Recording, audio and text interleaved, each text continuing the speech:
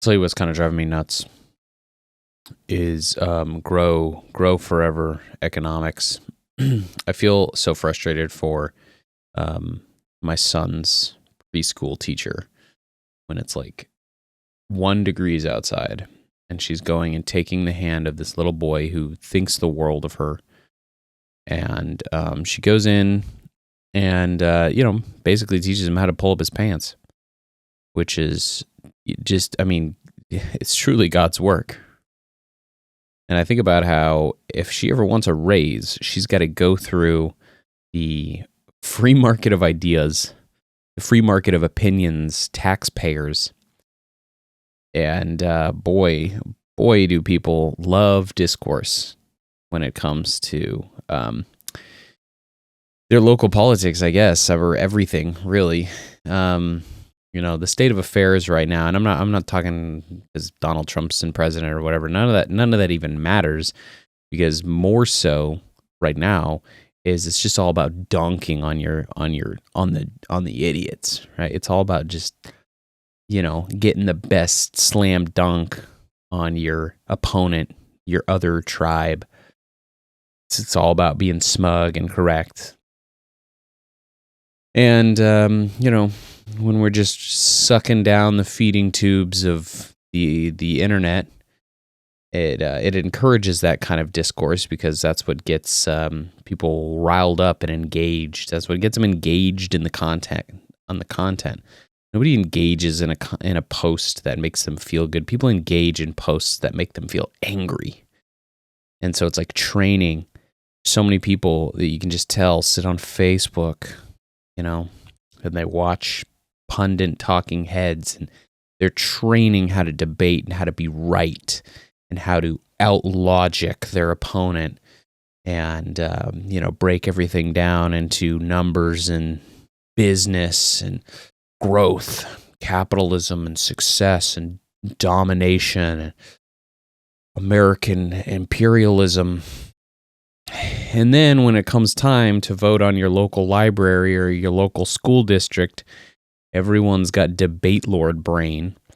And, they're like, hey, we need a, $3 million tax increase for, or budget increase for the local schools. And people are like, well, let's talk about the snake superintendent who took $10,000 to build rainbow statues in front of the school.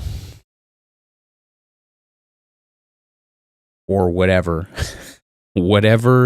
completely meaningless issue that,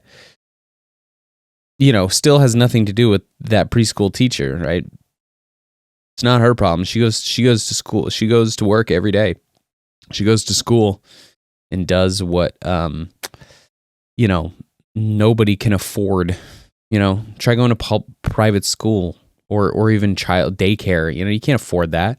The only way that I could afford any sort of child care is through government subsidized, school system, public education. It's all I got. That is all I can afford. And it's kind of a beautiful system because it's packaged in with these taxes that I already pay. They also pay for the roads. They pay for my library. They pay for the, bridges, sort of. It's all sort of falling apart, right? But at least if that superintendent is building some controversial statue in front of the school or skimming $100,000 off the top of that $3 million budget, at least there's a percentage of that I'm seeing. When Northrop Grumman creates missiles, develops a new missile that can better murder somebody overseas in a proxy conflict that is far too complex and removed for me to ever understand, I benefit from that situation arguably 0%. And those people are skimming off the top too, military contracts, that's like skimming off the top 101.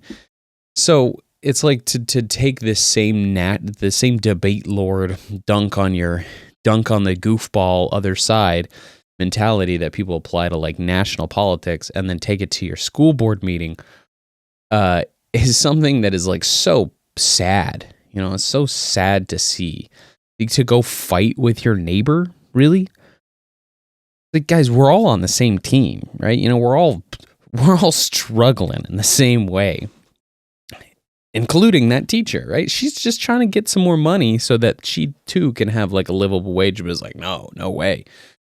Because taxes, that's just theft.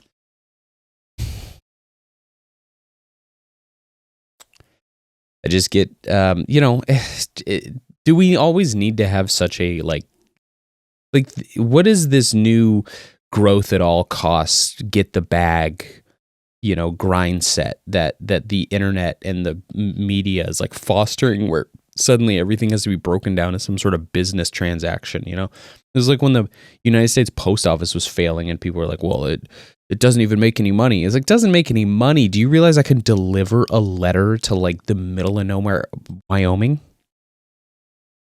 Sorry, it doesn't make sense on paper, but it makes sense in terms of a functional asset to the success of the United States. But that takes a collective sort of, altruistic mindset that is very much not welcome to the table in this, just capitalism.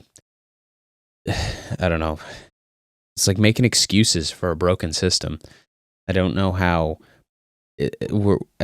powering through on this, how